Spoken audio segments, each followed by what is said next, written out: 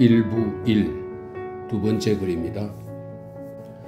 아메리고 보나세라는 헤이건을 따라 모퉁이 방으로 들어갔다. 커다란 책상 뒤에 돈 코를레오네가 앉아 있었다. 소니 코를레오네는 창가에 서서 정문을 내다보고 있었다. 그날 처음으로 돈 코를레오네는 냉담하게 행동했다. 그는 방문자와 포옹이나 악수도 하지 않았다. 안색이 나쁜 이 장의사는 자기 아내와 돈의 아내가 절친한 친구라는 이유로 초청장을 받았다. 하지만 보나세라 자신은 돈 코를레오네를 별로 좋아하지 않았다. 보나세라는 자신의 요구를 완곡하지만 분명하게 말했다. 부인의 대녀인 제 딸이 오늘같이 경사스런 날 축하를 하지 못한 걸 용서하기 바랍니다. 그 애는 아직 병원에 있습니다. 그는 소니 코를레오네와 톰 헤이건 앞에서는 말하고 싶지 않다는 뜻으로 그들을 힐끗 쳐다보았다. 그러나 돈은 무시했다. 우리 모두 당신 딸의 사고를 알고 있어. 내가 어떤 식으로든 도울 일이 있다면 말해보시오. 어쨌든 내 아내가 그 애의 대모이니 난 절대로 신의를 잇는 사람이 아니오. 이것은 보나세라에 대한 일종의 질책이었다. 장의사는 돈 코를레오네를 대부라고 부른 적이 없었다. 안색이 낯빛이 된 보나세라는 노골적으로 요구했다. 엄밀히 상의드리고 싶습니다. 돈 코를레오네는 고개를 저었다. 이 두 사람은 내가 목숨처럼 믿는 사람들이요. 나의 두 팔이라고 할 수 있어. 저들을 내보내는 건 모욕하는 거나 마찬가지요. 장의사는 눈을 지그시 감았다가 하는 수 없다는 듯 입을 열었다. 유가족을 위로하던 때처럼 낮은 음성이었다. 전 미국식으로 딸을 키웠습니다. 전 미국을 믿었고 미국에 살기 때문에 지금처럼 재산도 모을 수 있다고 생각했습니다. 전 딸에게 자유를 허용했지만 절대 가문을 더럽히라고 가르치지 않았습니다. 그런데 딸애가 이탈리아 출신이 아닌 미국인 남자친구를 사귀었습니다. 둘이 영화관에도 가고 밤늦게 귀가하기도 하더구먼요. 그런데 그 녀석은 자기 부모에게 딸을 소개시키지 않았습니다. 그게 제 불찰이었습니다. 2달 전 녀석은 자동차를 몰고 와서 딸년을 데리고 나갔습니다. 근육질의 친구 한 명도 함께 갔죠. 그런데 두 놈이 위스키를 마시고 내 딸을 급탈하려 한 겁니다. 딸년은 정조를 지키려고 저항했고 그러자 두 녀석이 짐승처럼 내 딸을 때린 겁니다. 제가 병원에 달려가 보니 딸의 두 눈이 시뻘겋게 죽었더군요. 코뼈도 부러지고 턱뼈도 산산조각이 났더군요. 알고 보니 두 놈이 한꺼번에 덤벼든 거였습니다. 딸녀는 아파서 울면서도 아버지 걔네들이 왜 그랬을까요? 나한테 왜 그랬을까요? 라고 묻더군요. 그래서 저도 딸아이와 함께 울었습니다. 보나세라는 더 이상 말을 잇지 못했다. 감정을 억누르려고 했지만 목소리는 울먹울먹했다. 돈 코를레오네는 자기 의지와 달리 동정하는 듯한 태도를 취했고 보나세라는 고통에 겨운 목소리로 말을 계속했다. 제가 왜 울었는지 압니까? 딸애는 내 인생의 하나뿐인 희망이었습니다. 얼굴도 예쁘지만 무엇보다 인간에 대한 신뢰를 갖고 살아왔지요. 하지만 이제 다시는 그럴 수 없을 겁니다. 결코 예전으로 돌아갈 수 없을 겁니다. 그는 몸을 부르르 떨었고 창백한 얼굴은 분노로 붉어지며 추하게 일그러졌다. 전 선량한 여느 미국인처럼 경찰에게 달려갔습니다. 이미 두 놈이 체포되어 와 있더군요. 전 재판을 받을 거고 증거가 확실하니 틀림없이 벌을 받을 거라고 생각했지요. 그런데 판사는 집행유예 3년을 선고했습니다. 그래서 놈들은 그날로 풀려났죠. 제가 바보처럼 멍하니 법정에 서 있는데 놈들이 비웃더군요. 그래서 제가 아내에게 말했습니다. 정의를 위해서는 돈 코를레오네를 찾아가야 한다고.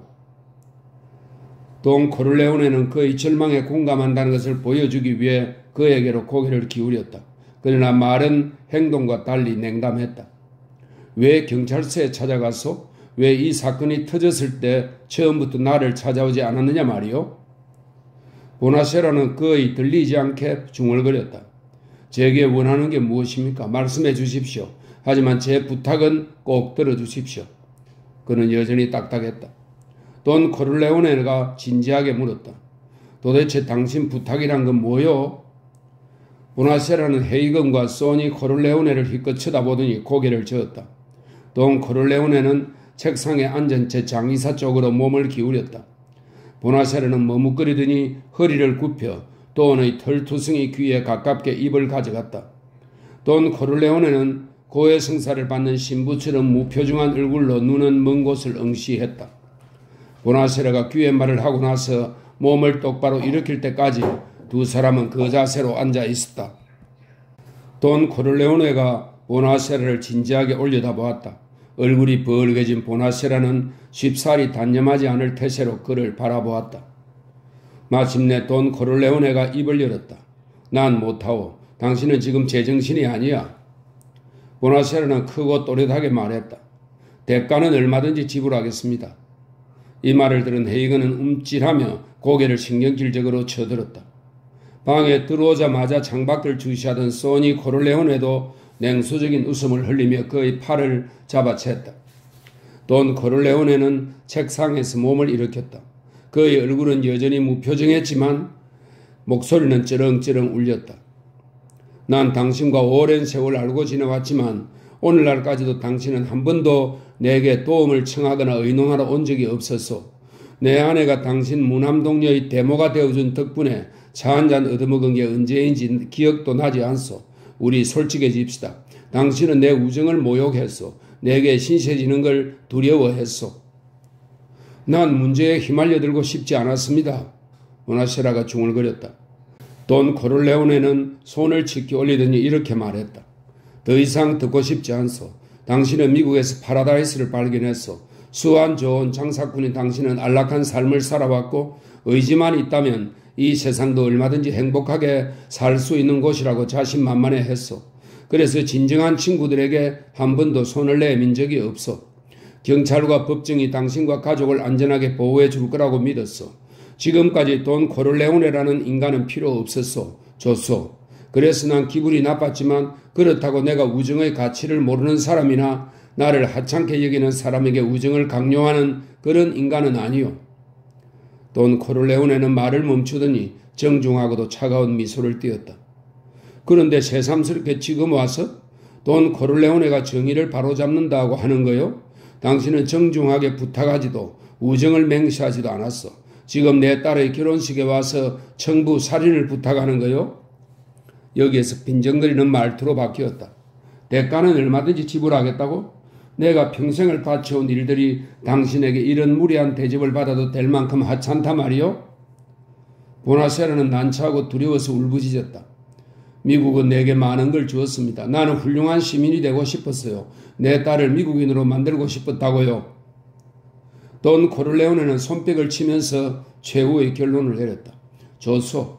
그렇다면 불평할 것도 없지 않소. 판사, 그것도 미국인 판사가 내린 판결이니 말이요. 병원에 있는 딸을 문병할 땐 꽃과 사탕을 가져가시오. 딸애가 좋아할 거요.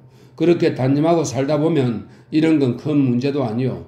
원래 사내 녀석들은 혈기가 왕성하지 않소. 게다가 한 녀석은 유력한 정치인의 아들이라고 들었소. 아메리고, 당신은 언제나 솔직한 사람이었어. 비록 당신이 내 우정을 경멸했지만 당신이 누구보다 정직한 사람이라고 알고 있어. 그러니 제발 이런 미친 짓은 단념하시오. 당신은 미국인 아니오. 그만 용서하고 잊어버리시오. 원래 인생은 그런 불행으로 가득 찬 것이오. 돈 코를레오네가 분노를 억누르고 비꼬아서 냉정하게 거절하자 불쌍한 장의사는 흥분이 다소 가라앉은 듯 했지만 다시 한번 용기를 내서 말했다. 내가 원하는 건 정의의 심판이요. 법정에서 정당한 판결을 내렸을 거요. 돈 코를레오네는 정중하게 말했다. 보나세라는 고집스럽게 고개를 저었다.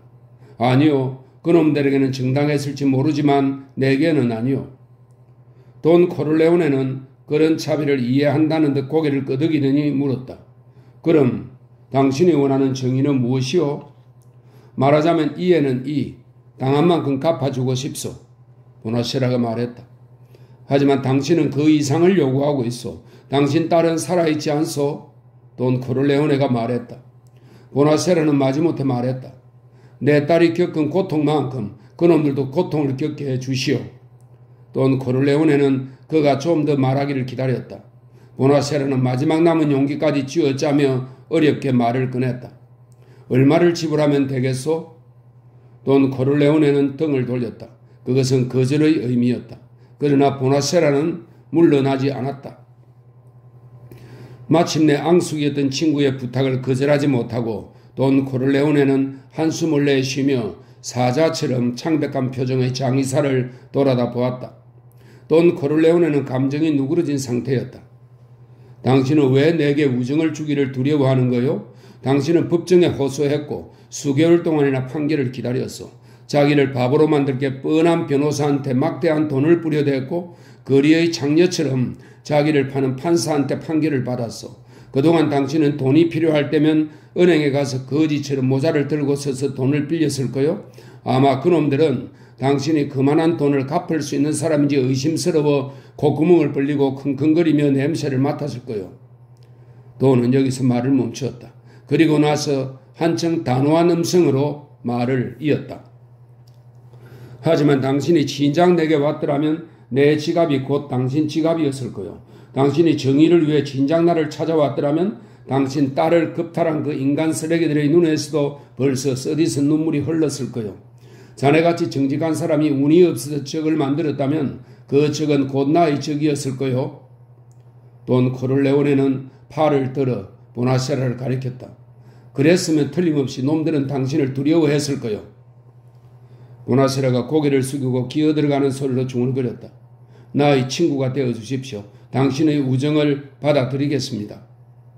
돈 코를레오네는 보나세라의 어깨에 손을 얹었다. 잘 생각했소. 당신은 정의를 얻을 것이요. 그런 날은 오지 않겠지만 언제든지 내가 당신의 도움을 필요로 할 때 내게 보답을 해 주시오. 그날이 올 때까지 이 정의는 당신 딸의 대모인 내 아내가 주는 선물로 생각하시오. 도어는 고마워 어쩔 줄 모르는 장의사를 내보낸 뒤 헤이건에게 돌아와서 이렇게 말했다. 이 사건을 클레멘자에게 맡겨 피냄새를 맡고도 날뛰지 않을 애들을 골라서 내보내라고 하게. 대가리로는 어떻게 시체를 요리할까 말까 생각하건 말건 우린 살인청부업자가 아니니까. 말을 마친 돈 코를레오네는 근육질의 장남이 창문 밖의 가든 파티에 정신이 팔려있는 것을 발견했다. 한심한 놈. 돈 코를레오네는 이렇게 생각했다.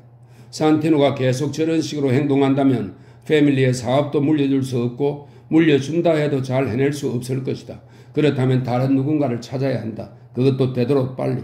어쨌든 내가 영원히 살 수는 없는 거니까. 이때 정문에서 즐거운 함성 소리가 들려왔다. 소니 코를레오네는 창가로 가까이 다가갔다. 거기서 무언가를 발견한 그는 만면에 미소를 띠며 문을 향해 급하게 걸어갔다. 조언이에요. 조언이가 결혼식에 왔어요. 그러게 제가 뭐라고 말씀드리던가요? 조언이는 진정한 대자임이 틀림없어요. 제가 이리로 데려올까요? 그는 돈 코를레오네에게 말했다. 아니다. 사람들과 어울리도록 내버려둬. 준비가 되면 나를 찾아오겠지. 그는 헤이건을 보며 미소를 지었다. 저놈은 역시 훌륭한 대자야. 그렇지? 헤이건은 찌르는 듯한 질투심을 느꼈다. 그래서 일부러 무덤덤하게 대꾸했다. 2년 만이에요. 모르긴 해도 사고를 치고서 도움을 청하러 나타났을걸요? 그럼 자기 대부가 없다면 여기 뭐하러 왔겠나? 돈 코를레오네가 말했다. 조니 폰테인을 가장 처음 본 사람은 코니 코를레오네였다. 그녀는 신부로서의 뜬목도 잊은 채 조니라고 소리치며 그에게 달려가 팔에 안겼다. 조니는 그녀를 꼭 껴안았고 다른 사람들과 인사를 나누는 도중에 팔을 두르며 입술에 키스했다. 그들은 모두 웨스트사이드에 함께 자란 옛 친구들이었다. 코니는 그를 새신랑에게로 데려갔다. 조니는 의외의 하객 때문에 더 이상 그 나라의 주인공이 되지 못해서 언짢아하는 젊은 금발의 청년을 재미있어하며 바라보았다. 그는 신랑에게 악수를 청하고 포도주잔으로 건배를 제의하면서 자신의 매력을 한껏 발산했다. 그때 악단 쪽에서 귀에 익은 목소리가 들려왔다. 노래 한 곡 청하겠네 조니. 고개를 들어보니 니노 발렌티가 그를 내려다보며 웃고 있었다. 조니 폰테인은 무대 위로 뛰어올라가 니노를 얼싸안았다. 두 사람은 조니가 유명한 가수가 되어 라디오 무대에서 노래를 부르기 전까지 함께 노래하고 더블 데이트도 하던 단짝 친구 사이였다. 조니가 헐리우드로 진출한 후에도 조니는 니노에게 2번쯤 안부 전화를 걸어 클럽에서 노래를 부를 수 있도록 주선하겠다고 약속했다. 그러나 그 약속은 지켜지지 않았다. 조니는 니노의 명랑하고 조롱하는 듯 희죽희죽 웃는 미소를 보자 옛정이 되살아나는 것 같았다. 니노는 거침없이 만돌린을 켜기 시작했다. 조니 폰테인은 니노의 어깨에 손을 얹으며 이 곡은 신부에게 바치는 선물입니다 라고 말했다. 그러더니 발을 구르며 외설스런 시칠리아 연가를 부르기 시작했다. 니노는 가사 내용에 맞춰 몸으로 연기를 했다. 이것을 본 신부는 자랑스러워하긴 했지만 붉게 상기되었다. 하객들은 배를 잡고 웃으며 흥겨워했다. 어느새 하객들은 모두 함께 발을 구르며 각 절마다 익살맞은 후렴구를 함께 소리쳐 불렀다. 노래가 끝나자 사람들은 계속해서 박수를 쳤다. 급기야 조니는 노래를 더 부르기 위해 목청을 가다듬을 수밖에 없었다. 사람들은 모두 그를 자랑스러워했다. 자기들과 같은 출신으로 유명한 가수가 되었으며 세상의 여자들이 함께 자고 싶어하는 영화 스타가 된 것이다. 게다가 결혼식에 참석하기 위해 3,000마일을 날아와 대부에 대한 존경을 제대로 표시한 것이다. 그는 니노 발렌티 같은 옛 친구에 대한 애정도 변함없이 보여주었다. 그 자리에 있던 사람들은 조니와 니노가 함께 노래를 부르는 모습을 보았다. 조니 폰테인이 5천만 여성의 가슴을 설레게 만들 줄은 꿈에도 생각하지 않았던 소년 시절처럼 말이다. 조니 폰테인은 손을 밑으로 뻗어 신부를 무대 위로 끌어올렸다. 그리고 니노와 자기 사이에 코니를 세웠다. 두 남자는 얼굴을 마주보고 쪼그려 앉았고 니노는 거친 코드로 만돌린 현을 뜯었다. 목소리를 금처럼 이용해서 주고받으며 사랑의 결투를 벌이고 구애하는 흉내를 내는 것은 그들의 옛날 레퍼토리였다. 조니는 니노의 목소리가 자신을 압도하도록 최대한 배려해 주었다. 결국 니노는 조니의 팔에서 신부를 빼앗아가고 승리의 노래를 불렀다. 조니는 목소리를 죽이고 니노의 승리를 기뻐해 주었다. 결혼식 분위기는 사람들의 박수와 함성으로 한껏 고조되었고 그들 세 명은 함께 얼싸안았다. 하객들은 앵콜곡을 청했다. 저택의 구석진 문 앞에 서서 이 광경을 보고 있던 돈 코르레오네는 조니에게 무슨 문제가 있다는 것을 눈치챘다. 그는 하객들의 기분이 상하지 않도록 조심하면서 나의 대자가 3,000마일을 날아 이곳에 왔는데 아무도 목을 축여줄 생각을 하지 않는구먼 이라고 우스갯소리를 했다. 그 말이 끝나기 무섭게 조니는 10잔이 넘는 포도주 세례를 받았다. 그는 모두 한 모금씩 맛보고 나서 곧장 대부에게 달려가 포옹했다. 그리고는 대부의 귀에 뭐라고 속삭였다. 돈 코르레오네는 그를 집 안으로 데리고 들어갔다. 조니가 방으로 들어오자 톰 헤이건이 손을 내밀었다. 조니는 그 손을 잡고 악수를 했다. 잘 있으나 톰? 그러나 이렇게 말하는 조니의 목소리에는 평소의 따뜻함은 찾아볼 수 없었다. 헤이건은 이런 냉담함이 다소 섭섭했지만 무시해버렸다. 돈 코르레오네를 위해 일하다 보면 이런 오해를 받는 것처럼 각오해야 했다. 조니 폰테인이 돈 코르레오네에게 말했다. 결혼식 초청장을 받고 이제 대부님께서 화를 푸셨구나 하는 생각을 했어요. 제가 이혼 후 5번이나 전화를 드렸는데 그때마다 톰이 외출을 했다거나 바쁘다고 대답을 하기에 화가 나셨구나 짐작했죠. 돈 코르레오네는 노란 스트레가를 잔에 따랐다. 지금은 모두 잊었다. 그건 그렇고 내가 도와줄 일이 또 생긴 게냐? 인기가 떨어지고 돈도 별로 없으니 내가 도와줄 일이 생긴 것 같은데. 조니는 도수 높은 노란 술을 단숨에 마시고 다시 채우기 위해 술잔을 내려놓았다. 그는 짐짓 쾌활한 척 하려고 노력했다. 전 부자가 아니에요. 내리막길을 가고 있어요. 대부님 말씀이 옳아요.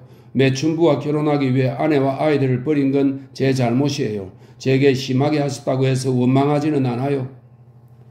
돈 코르레오네는 어깨를 으쓱했다. 너가 나의 대자이기 때문에 걱정한 게야. 그게 전부다. 조니는 방 안을 왔다 갔다 했다. 전 그 여자한테 정신이 팔렸어요. 그녀는 헐리우드 최고의 스타죠. 그때는 정말 천사처럼 보였어요. 그런데 그녀가 영화를 찍을 때 어떤 짓을 하는지 아세요? 분장사가 분장을 마음에 들게 해준다고 몸까지 주워버리는 여자예요.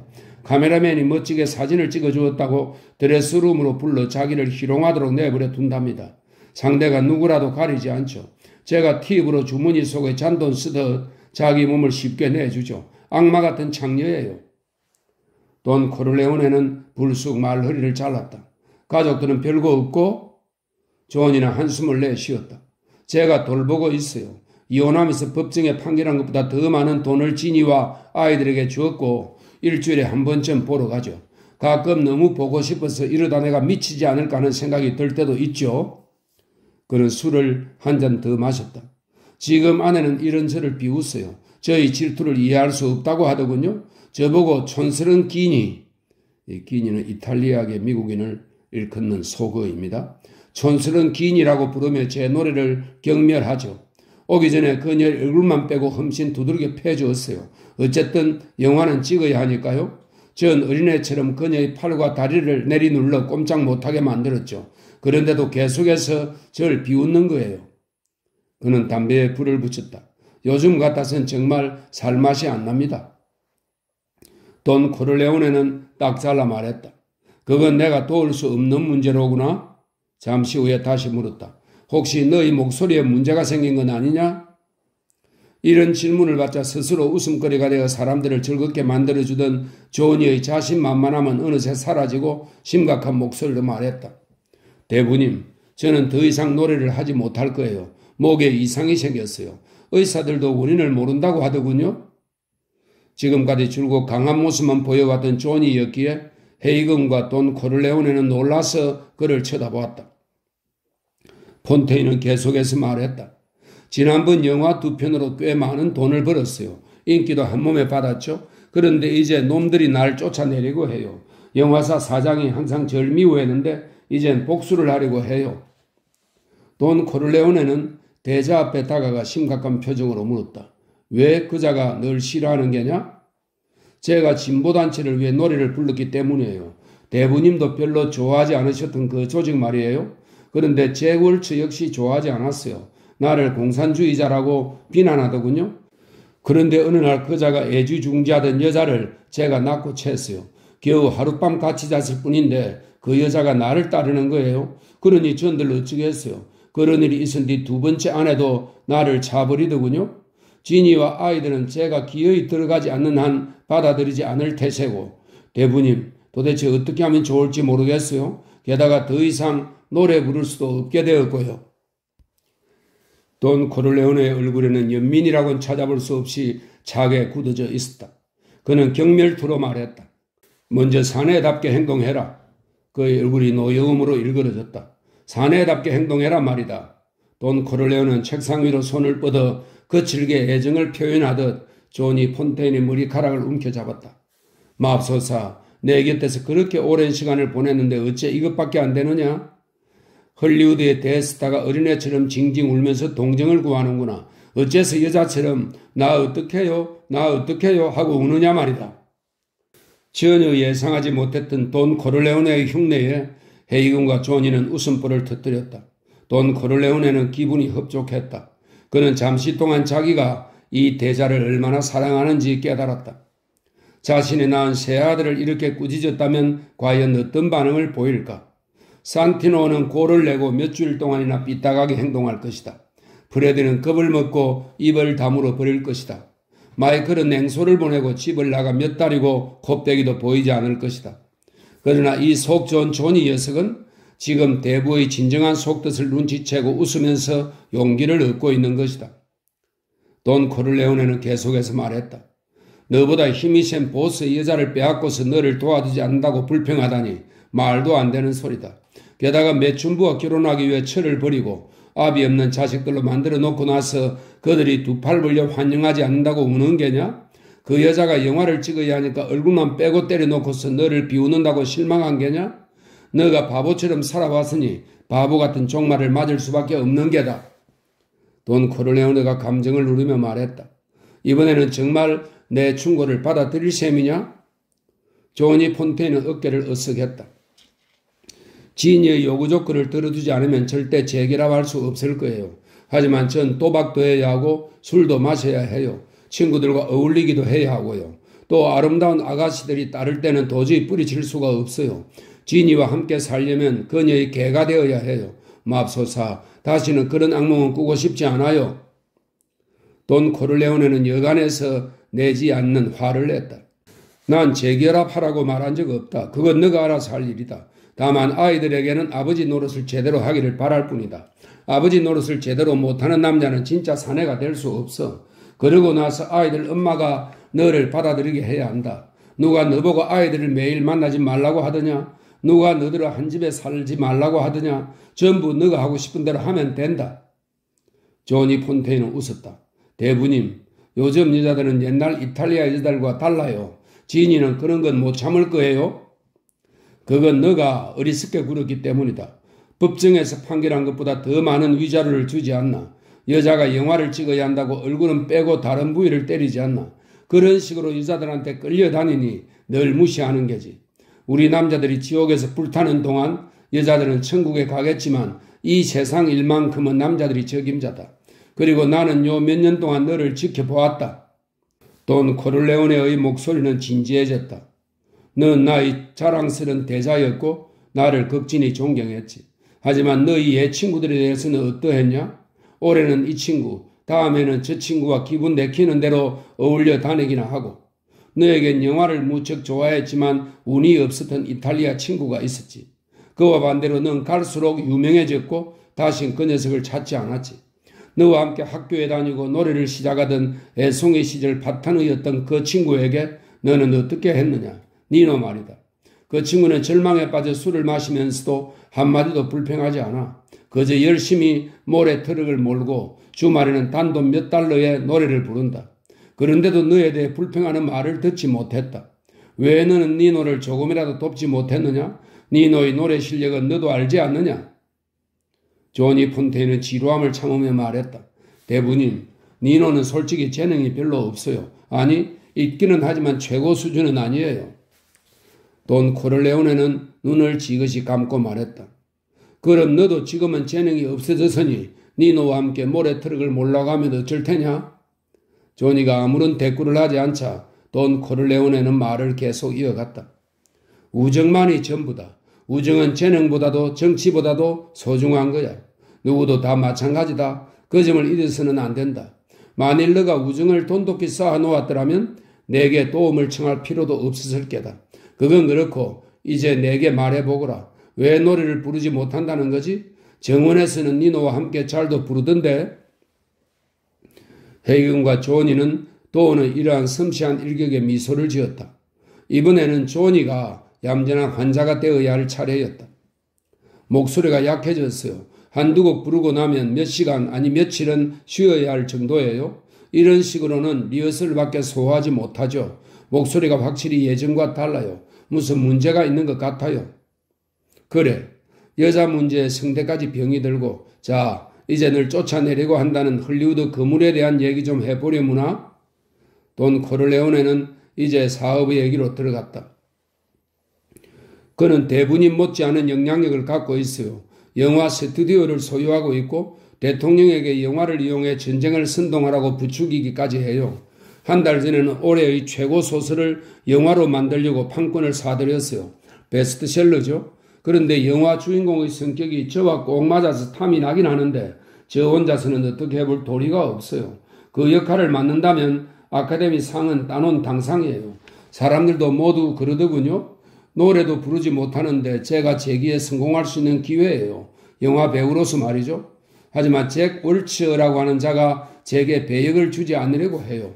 거의 공짜에 가까운 출연료를 받겠다고 했는데도 여전히 노라고 말하더군요. 그러면서 내가 영화사 식당에 와서 자기 엉덩이에 입을 맞추면 한번 생각해 보겠다고 하더군요. 돈 코를레오네는 손을 저으며 어리석은 감정을 떨쳐내려고 했다. 합리적인 사람들끼리는 사업상의 문제들을 얼마든지 해결할 수 있다고 믿는 그였다. 그는 대자의 어깨를 토닥여 주었다. 많이 실망한 모양이구나. 아무도 너를 거들떠보지 않는다고 생각하겠지. 그래서 이렇게 헬쓱해졌고 술도 많이 마셨겠지. 그렇지? 수면제를 먹지 않으면 잠도 잘 수 없었을 테지. 그는 그래서는 안 된다는 듯이 고개를 저었다. 이제부턴 내 명령대로 해라. 한 달간 내 집에 머물거라. 잘 먹고 푹 쉬고 자라 말이다. 이제 넌 내 동료가 되는 거야? 나도 너를 동료로 받아들이겠다. 이 대부가 너희 헐리우드 진출을 도와주는 것은 물론이고 세상에 대해 많은 걸 배우도록 해줄 참이다. 대신 더 이상 노래도 술도 여자도 가까이 하지 말아야 한다. 한 달이 지나 헐리우드로 돌아가면 그 실력자가 너가 원하는 배역을 주게 하겠다. 알겠느냐? 조니 폰테인은 돈 코를레오네가 그런 능력을 가졌으리라고는 전혀 믿지 않았다. 하지만 대부는 불가능한 일을 가능하다고 말하는 사람이 아니었다. 그자는 제이 어드가 후보, 제이 어드가 후보는 미국 역사상 가장 강력한 위상을 자랑했던 FBI 국장입니다. 그자는 제이 어드가 후보의 사적인 친구예요. 그에게는 말도 꺼내기 어려울걸요? 조니가 말했다. 그는 사업가야. 그가 거절할 수 없는 제안을 할 참이다. 돈이 달래듯이 부드럽게 말했다. 너무 늦었어요. 모든 계약이 끝났고 일주일 안에 촬영이 시작될 거예요. 지금 바꾸기는 불가능해요. 조니가 말했다. 자, 그런 걱정 말고 어서 파티로 돌아가거라. 너희 친구들이 기다리고 있을 게다. 모든 일은 내게 맡겨두고. 돈은 조니 폰테인을 방 밖으로 몰아냈다. 헤이그는 책상에 앉아 무언가 기록하고 있었다. 돈 코를레오네는 휴하고 한숨을 내쉬면서 물었다. 만나야 할 사람이 또 있나? 솔로조 씨는 더 이상 미룰 수 없습니다. 이번 주 안에 그를 만나셔야 할 것 같은데요? 헤이그는 볼펜진 손을 달력 위로 가져갔다. 돈은 어깨를 으쓱했다. 이제 결혼식도 끝났으니 알아서 시간을 잡도록 해. 이 대답은 두 가지를 의미했다. 무엇보다 중요한 것은 버질 솔로조의 제의에 대한 대답이 노가 될 거라는 점이다. 또한 돈 코를레오네가 그와의 만남을 딸의 결혼식 뒤로 미룬 것은 노라는 대답이 문제를 일으킬 것으로 예상했다는 사실이다. 헤이건이 조심스럽게 물었다. 클레멘자에게 경호원 몇 명을 여기에 상주시키라고 할까요? 왜? 내가 결혼식 전에 대답을 주지 않은 것은 경사스런 날 불상사가 일어나서는 안 되겠기에 그런 거네. 거리가 떨어진 곳에서라도 말이야. 또한 그가 제안하려는 내용이 무언지 사전에 알고 싶기도 했고 이젠 알게 됐네. 도저히 수용할 수 없는 거네. 그럼 거절하실 겁니까? 헤이건이 물었다. 돈 코를레오네가 고개를 끄덕이자 헤이건이 다시 물었다. 거절하시기 전에 패밀리 전체가 의논을 해보는 것이 어떨까요? 돈 코를레오네가 미소를 지었다. 그렇게 생각하나? 좋아. 자네가 캘리포니아에서 돌아오면 의논해 봄세. 내일이라도 자네가 그곳으로 날아가 좋은 일을 해결하고 왔으면 하네. 솔로조에게는 캘리포니아에서 돌아온 뒤 만나자고 전하게. 그 밖에 다른 일은 없나? 헤이건이 공손하게 말했다. 병원에서 연락이 왔습니다. 콘실리에리 아반단도가 위독하답니다. 오늘 밤을 넘기기 힘들 거라고 하더군요. 그의 가족이 돌보고 있답니다. 헤이건은 젠코 아반단도가 암에 걸려 병상에 눕고 난 뒤 1년째 콘실리에리를 맡아오고 있었다. 그는 이제 돈 코를레오네가 그 직책에 정식으로 임명해 주기를 기다리고 있었다. 그러나 거기에는 넘어야 할 산이 있었다. 간부직은 전통적으로 부모가 모두 이탈리아인인 경우에만 맡을 수 있도록 되어 있었다. 그래서 임시로나마 그가 맡는 데 대해서도 반대의 의견이 분분했다. 뿐만 아니라 이제 겨우 35살인 그가 성공적인 콘실리에리가 되기에는 필요한 경험과 지략이 부족하다는 말까지 들려왔다. 그러나 돈 코를레오네는 그에게 어떤 언질도 주지 않고 코니가 새 신랑과 언제 떠난다고 하던가? 라고만 물었다. 헤이건은 손목시계를 들여다보았다. 몇 분 있으면 케이크를 자를 시간입니다. 그리고 나서 30분 뒤면 떠날 겁니다. 그는 이 말을 하면서 문득 다른 생각이 들었다. 그건 그렇고 새 신랑 말입니다. 우리 패밀리에서 중요한 직책을 주어야 하지 않을까요? 그건 안 되네. 헤이건은 돈 코를레오네의 대답이 너무 단호해서 놀랐다. 돈 코를레오네는 손바닥으로 책상을 쳤다. 절대 안 돼. 밥은 먹고 살도록 해줘야겠지만 패밀리의 사업에 관여하게 해서는 안 되네. 소니나 프레디, 클레멘자 그 밖의 사람들에게도 말해두게. 새 아들에게 나와 함께 불쾌한 젠코를 문병하러 가자고 말하게. 마지막 가는 길에 경의를 표해야지. 프레디에게는 대형차를 운전하라고 일러두고 조니에게도 함께 갈 수 있는지 물어봐. 헤이건은 의아한 표정으로 그를 쳐다보았다. 자네는 오늘 밤 캘리포니아로 떠나게. 젠코를 문병할 시간이 없어. 다만 내가 병원에서 돌아온 뒤에 출발하게. 할 말이 있으니 알겠나? 알겠습니다. 프레드에게 몇 시에 차를 대기시켜 놓으라고 할까요? 헤이건이 물었다. 하객들이 돌아간 뒤에 그때까지 젠코가 날 기다려 줄 거야. 돈 코를레오네가 말했다. 상원 의원이 전화하셨습니다. 결혼식에 참석하지 못해 미안하지만 이해해 주실 걸로 생각한다고 하더군요. 도로 건너편에서 자동차 번호를 적고 있는 FBI 요원들 때문인 것 같습니다. 하지만 특별히 사람을 통해 선물을 보내오셨습니다. 돈 코르레오네는 고개를 끄덕였다. 그는 자신이 상원 의원에게 오지 말라고 일렀다는 사실을 헤이건에게 말하지 않았다. 그래, 멋진 선물을 보냈던가? 독일계 아일랜드 사람인 헤이건은 그렇다는 의미로 마치 이탈리아인같이 표정을 지었다. 값이 꽤 나가는 은재 골동품입니다. 적어도 $1000는 주었을 것 같습니다. 정품을 사느라 많은 시간이 걸렸다고 하더군요. 그런 사람들에게는 가격보다 그게 더 중요하니까요. 돈 코르레오네는 상원의원 같은 지위에 있는 사람이 자신에게 그런 경의를 표했다는데 대해 굳이 기쁨을 감추지 않았다. 상원의원은 투카 브라시처럼 그의 조직에서 주춧돌과 같았다. 이번 선물로 그는 자신에 대한 충성을 새삼 맹세한 것이다. 조니 폰테인이 정원에 나타났을 때 케이 애덤스는 즉시 그를 알아보았다. 그녀는 무척 흥분한 목소리로 말했다. 당신 가족이 조니 폰테인과 알고 지낸다는 말은 한 번도 한 적이 없잖아요. 지금 결심했어요. 당신과 결혼하기로.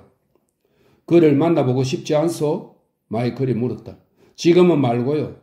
케이는 이렇게 말하며 한숨을 쉬었다. 지난 3년간 그의 열렬한 팬이었어요. 그가 캐피톨에서 공연할 때마다 뉴욕에 가서 환호성을 질렀죠. 정말 멋졌어요. 그럼 나중에 만나게 해주지. 마이클이 말했다.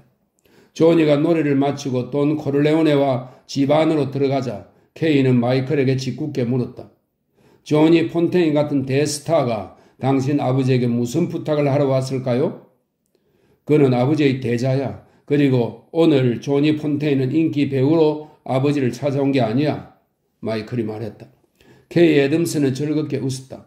대단한 사연이 있는 것처럼 들리는군요. 마이클은 고개를 저었다. 거기에 대해서는 말할 수 없어. 그러자 케이는 나를 믿고 말해봐요. 라며 간청했다. 마이클이 입을 열었다. 애인을 즐겁게 해준다거나 조니가 자랑스러워서 말하려는 게 아니었다. 그는 아버지가 8년 전에는 지금보다 성격이 급했다는 말 외에는 다른 설명은 하지 않고 그 일이 대자의 일이기 때문에 개인적인 명예가 걸린 것으로 생각했던 것 같다고 말했다. 그는 간단하게 이야기해 주었다. 8년 전 조니 폰테인은 유명한 댄스 밴드와 함께 노래를 부르면서 인기를 얻기 시작했는데 나중에는 비중 높은 라디오 프로그램에서 그를 서로 모셔가려고 다투기도 했다. 그런데 그때 레스 헤일리라는 밴드의 리더이자 분명한 흥행업자가 조니에 대해 5년 전속 계약을 맺은 상태였다. 그것은 당시 흥행업계의 일반적인 계약 관행이었다. 레스 헤일리는 자기 멋대로 조니의 출연 계약을 맺고 캐런티의 대부분을 가로챘다. 그러자 돈 코르레오네는 레스 헤일리와 개인적으로 협상에 들어갔다. 그는 조니 폰테인을 전속 계약에서 풀어주는 대가로 $20,000를 지불하겠다고 제안했다.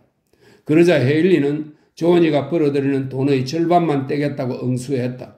돈 코르레오네는 빙긋이 웃으면서 그렇다면 자기가 제안한 $20,000를 $10,000로 깎겠다고 했다. 자기가 속해 있는 흥행업계 외의 세상에 대해서는 아무것도 몰랐던 순진한 밴드 리더는 제시 금액을 낮춘 것이 무엇을 의미하는지 전혀 눈치채지 못했다. 그는 제안을 거절했다.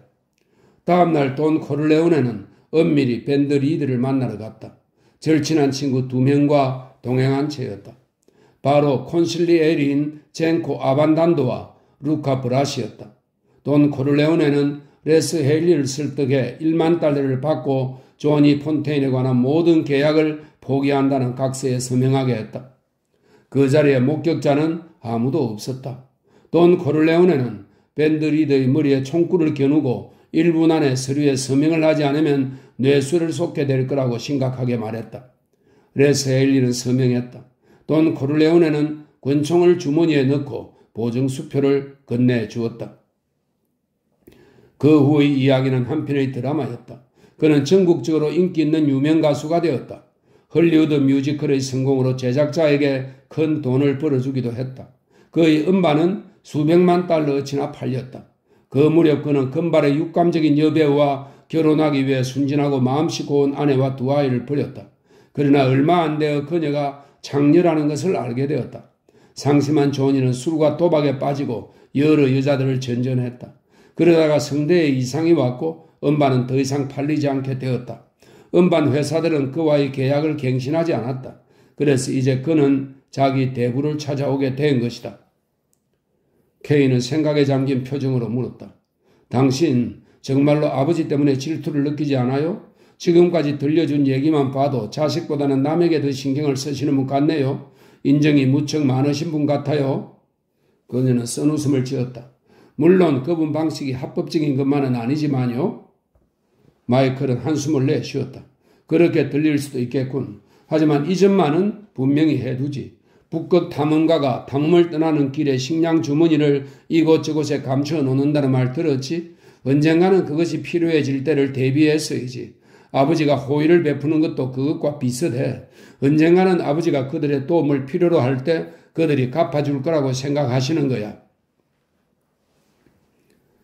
땅거미가 질 무렵 웨딩 케이크가 당도하고 왁자지껄하게 먹고 떠드는 시간이 이어졌다. 나조린이 특별히 만든 케이크에는 어지를 정도로 정교한 조개 모양의 크림으로 장식되어 있었다. 코니가 화장실에 간 사이 금발의 신랑은 참지 못하고 손가락으로 케이크를 떼어 먹었다. 도어는 친절하게 대문 앞까지 나와 하객들을 배웅했다. 어느 틈엔가 검정색 세단과 함께 FBI 요원들은 사라지고 없었다. 마침내 도로에는 프레디가 운전하는 검정색의 긴 캐딜락 한 대만이 남게 되었다. 돈 코르레오네는 나이와 체격에 비해 민첩한 동작으로 앞자리에 올라탔다. 소니와 마이클, 조니, 폰테인은 뒷자리에 탔다. 돈 코르레오네가 마이클에게 물었다. 너희 여자친구를 혼자 시내에 돌려보낼 생각이냐? 마이클이 고개를 끄덕였다. 톰이 데려다 주기로 했어요.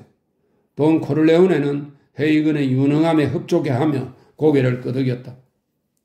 아직까지 유류 배급제가 실시되고 있어서 벨트 파크웨이에서 맨하튼의 프렌치 병원까지 가는 길에는 차가 별로 없었다. 1시간 정도면 충분히 병원에 닿을 것이다.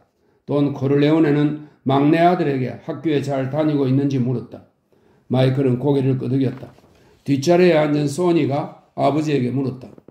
조니가 그러는데 아버지께서 헐리우드 영화계에 진출하도록 도와주시기로 했다면서요? 저도 그곳에 따라가서 도울까요? 돈 코르레오네가 퉁명스럽게 말했다. 톰이 오늘 밤에 간다. 간단한 일이니 너희 도움은 필요 없을 게야. 소니 코르레오네가 웃으면서 말했다. 조니는 그렇게 쉽게 해결되지 않을 거라고 하던데요. 그래서 저를 보내실 거라고 생각했죠. 돈 코르레오네는 고개를 돌려 조니 폰테인에게 물었다. 나를 못 믿는 게냐? 이 대부가 한번 하겠다고 말한 것을 이루지 못한 적이 있느냐 말이다.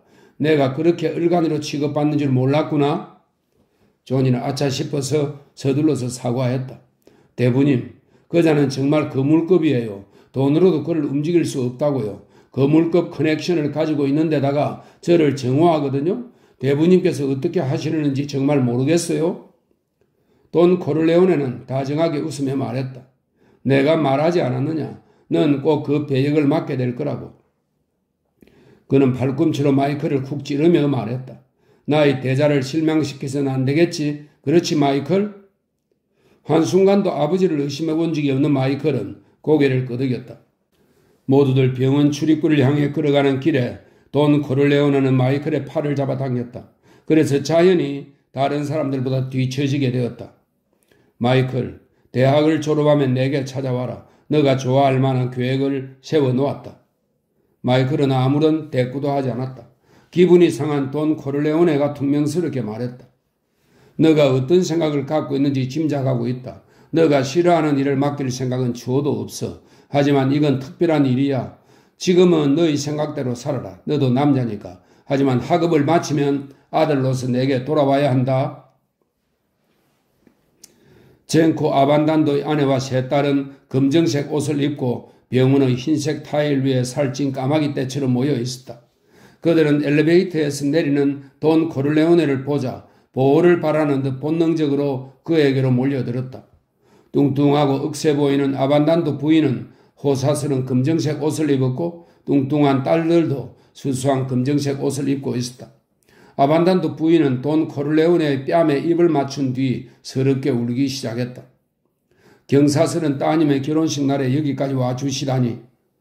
돈 코를레오네는 이런 인사에는 대꾸하지 않고 20년 동안 내 오른팔이었던 친구였는데 당연히 찾아와야지요. 라고 말했다. 그는 이 예비 미망인이 오늘 밤 자기 남편이 죽을지도 모른다는 사실을 알지 못하고 있다는 걸 눈치챘다. 젠코 아반단도가 암 선고를 받고 나서 1년 가까이 이 병원에 입원해 있었던 탓에 아내는 남편의 병을 일상적인 삶의 한 부분으로 여겨왔던 것이다. 오늘 밤도 또 하나의 고비일 뿐이라고 생각하는 것 같았다. 그녀는 계속해서 주저거렸다. 들어가서 불쌍한 남편 좀 위로해 주세요. 당신을 보고 싶어 했어요. 불쌍한 양반. 결혼식에 참석해서 축하를 드리고 싶어 했는데 의사가 허락하지 않았죠. 그래서 이렇게 경사스러운 날 당신이 찾아와 주었으면 하고 바랐어요. 하지만 전 가당치도 않은 일이라고 핀잔을 주었죠. 아, 그런데 남자의 우정은 여자들보다 진한가 봐요? 이렇게 와 주시다니. 자, 어서 안으로 들어가세요. 당신을 보면 남편이 기뻐할 거예요. 젠코 아반단도의 1인 병실에서 간호사와 의사가 막 나오고 있었다. 진지한 표정의 젊은 의사는 명령하기 위해 태어난 것 같은, 다시 말하면 부족한 것 없이 유복하게 살아온 듯한 분위기를 풍겼다. 겁을 먹은 딸 중에 하나가 조심스럽게 물었다. 케네디 박사님, 지금 아버지를 면회해도 될까요? 의사는 초조하게 서성이는 여러 명의 사람들을 힐끗 쳐다보았다. 저 사람들은 안에 있는 환자가 고통스러운 통증으로 죽어가고 있다는 사실을 모르나? 하긴 그들이 곁에 있어서 환자가 편안하게 잠들 수 있다면 그게 좋을지도 모르겠군. 의사는 이렇게 생각했다. 그리고는 의외로 친절하게 가까운 가족들이라면 괜찮을 것 같군요. 라고 말했다. 그 말이 떨어지자마자 부인과 딸이 어색하게 꽉 끼는 턱시도를 입은 땅딸마가 남자에게로 달려가는 모습을 보고 의사는 적잖이 놀란 것 같았다. 땅딸마가 남자가 입을 열었다. 그의 말투에는 이탈리아의 억양이 약간 남아있었다. 의사 선생, 환자가 죽어간다는 말이 사실입니까? 돈 코를레오네였다. 그렇습니다. 의사가 말했다. 그럼 병원에서는 더 이상 할 일이 없군요. 그럼 나머지는 우리가 하리다. 환자를 편안하게 해줘야겠어. 우리가 그의 눈을 감겨주겠어. 우리가 그를 땅에 묻고 장례식에서 울어주겠어. 유가족도 우리가 보살펴주겠어. 남편의 죽음을 담담하게 인정하는 돈 코를레오네의 말을 들은 아반단도 부인이 울음을 터뜨리고 말았다. 의사는 어깨를 으쓱했다. 이런 촌사람들한테 자세히 설명해봤자 소용없다. 그런데 이 남자의 말을 들어보니 타당하기는 하군. 그렇지. 내 역할은 끝났지. 의사는 이렇게 생각하면서 친절하게 말했다. 간호사가 안내해 줄 때까지 기다려 주십시오. 환자를 대할 때 필요한 몇 가지 주의사항을 일러줄 겁니다.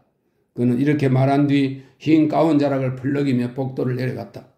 간호사가 병실로 들어갔고 그들은 기다렸다. 얼마 후 간호사가 나오더니 병실 문을 열어주며 들어가라는 손짓을 했다. 환자가 고열과 통증으로 혼수 상태이니 자극하지 않도록 하셔야 합니다. 그리고 부인만 빼곤 오래 계실 수 없습니다. 간호사가 말을 마치고서 그제서야 조니 폰테인을 발견하고는 눈이 휘둥그레졌다. 조니가 그녀에게 옅은 미소를 보내자 그녀는 눈길을 끌리고 노골적으로 그를 쳐다보았다. 조니는 나중에 건드려보자고 생각하고는 서둘러 다른 사람들을 따라 병실로 들어갔다. 죽음과 오랜 사투를 벌여온 젠코 아반단도는 기진맥진해진 몸으로 침대 위에 누워있었다. 뼈밖에 남지 않은 앙상한 몸이었다. 한때 숨 많고 뻣뻣하던 그의 검은 머리카락은 지저분한 데다 실같이 가느들해져서 한움금밖에 되어 보이지 않았다. 돈 코를레오네가 짐짓 쾌활하게 말했다. 젠코, 내가 아들들과 함께 왔네. 이것 보게. 조니까지 헐리우드에서 곧장 달려왔다네. 죽어가는 남자는 돈 코를레오네에게 대한 감사의 표시로 충혈된 눈을 떠 보였다. 그는 뼈만 남은 앙상한 손을 내밀어 젊은이들의 살집 두둑한 손을 잡았다. 그의 아내와 딸들은 침대 둘레에 서서 다른 한 손을 잡고 뺨에 입을 맞추었다. 돈 코를레오네도 옛 친구의 손을 잡고 위로해 주려고 애썼다. 어서 털고 일어나야지. 그래야 함께 이탈리아의 고향 마을로 돌아가서 아버지들이 포도주 가게 앞에서 하던 보치아. 이 보치아는 그리스의 공던지기에서 유리한 경기로 볼링과 유사한 놀이랍니다. 이탈리아에서 한때 성행했던 놀이랍니다. 아버지들이 포도주 가게 앞에서 하던 보치아 놀이를 할 게 아닌가? 환자는 고개를 끄덕였다. 그는 젊은이들과 가족에게 침대 곁에서 물러나르는 손짓을 하면서 다른 한 손은 돈 코를레오네를 향해 내밀었다. 그는 무슨 말인가 하려고 했다. 돈 코를레오네는 침대 곁 의자에 앉아 그의 입에 귀를 가까이 댔다. 젠코 아반단도는 어린 시절 이야기를 꺼냈다. 칠흑처럼 검은 그의 눈동자는 무엇인가 말하고 싶은 것 같았다. 그가 무엇라고 속삭이자 돈은 허리를 굽혀 귀를 더 가까이 가져갔다. 이었고 돈 코를레오네는 고개를 저으며 눈물을 흘렸다. 병실 안의 사람들은 그 모습을 보고 놀랐다. 아반단도의 떨리는 목소리는 점점 더 커져서 방 안 가득히 울렸다. 그는 고통스럽지만 초인적인 노력으로 머리를 베개에서 들어올렸다. 눈동자는 허공을 응시하고 있지만 앙상한 손가락은 돈 코를레오네를 가리키고 있었다. 대부님, 대부님. 그는 무작정 이렇게 외쳤다. 나 좀 살려주시오. 부탁입니다. 내 살이 타고 벌레들이 머릿속을 깔아먹고 있어요. 대부님, 나 좀 살려주세요.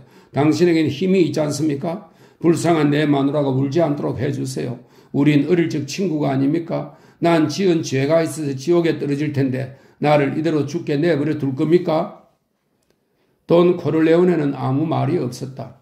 아반단도가 다시 입을 열었다. 오늘이 따님 결혼식이니 내 부탁을 거절하지 못하겠죠? 돈 코를레오네는 신성모독을 범하고 있는 옛 친구를 조용히 타일렀다. 여보게, 난 그만한 힘이 없다네. 그랬다면 진작에 내가 자비를 베풀었을 걸세. 나를 믿게나. 하지만 죽음을 두려워하지 말게. 지옥도 두려워하지 말고 내가 매일 아침 저녁으로 자네의 영혼을 위해 미사를 올리게 하겠네. 자네 처와 아이들도 자네를 위해 기도할 거야. 이토록 많은 사람들이 자비를 베풀어 달라고 간청하는데 하나님이 어떻게 지옥에 빠뜨리시겠나? 가죽만 남은 환자의 앙상한 얼굴에는 교활한 표정이 나타났다. 그럼 이미 손을 써놓으셨단 말입니까? 아반단도가 물었다. 도어는 다정함을 거두고 냉정한 목소리로 단호하게 말했다. 그건 신성모독이네. 모든 걸 하늘에 맡기게. 아반단도는 머리를 도로 베개에 내려놓았다. 그의 눈은 희망의 빛을 잃고 있었다. 그때 간호사가 들어오더니 사무적인 태도로 사람들을 밖으로 나가게 했다.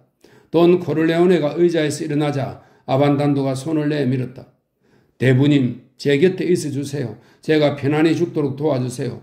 대부님이 제 곁에 있으면 죽음도 놀라서 도망칠지 모르니까요. 아니면 하나님께 나를 잘 봐달라고 한마디 해 주실 수 있지 않습니까? 죽어가는 사람은 이제 농담을 하듯 한눈을 찡긋했다. 그러다 혹시 돈 코를레오네가 거절할까 두려운 듯 손을 움켜쥐고 간절하게 말했다. 우린 피로 맺은 형제이지 않습니까? 제발 내 곁에 남아서 손을 잡아주세요. 우리가 사람들을 해친 것처럼 저놈의 죽음도 물리칠 수 있을 거예요. 제발 저를 배반하지 말아주세요. 돈 코를레오네는 사람들에게 밖으로 나가라고 손짓했다. 그들이 나가자 그는 젠코 아반단도의 힘없는 손을 자신의 커다란 손으로 잡았다.